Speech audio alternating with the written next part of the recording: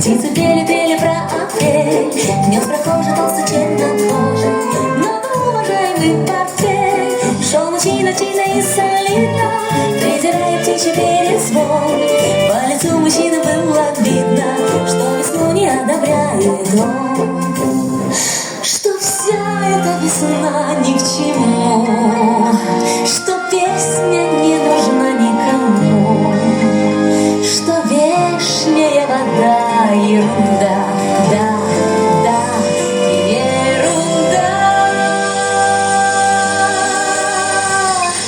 Журчат ручьи, светят лучи, и тает лед, и сердце тает, и даже петь в апрельский день березка снова стать мечтает. Веселый шмель будет осенью тревогу, кричат задорные веселые скворцы, кричат скворцы во все концы. Весна идет по снег дорогу.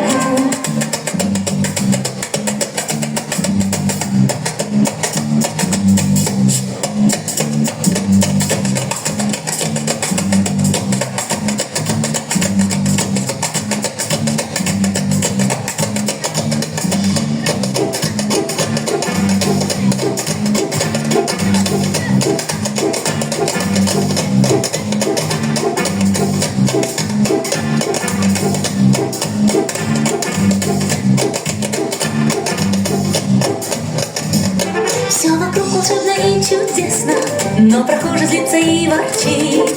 Вот ручей журчит и неизвестно, для чего и почему журчит. Налетел и пробежал по луже, мелко рябью ветер озарит, а ворчун надвинул кепку туже и сердито поднял воротник.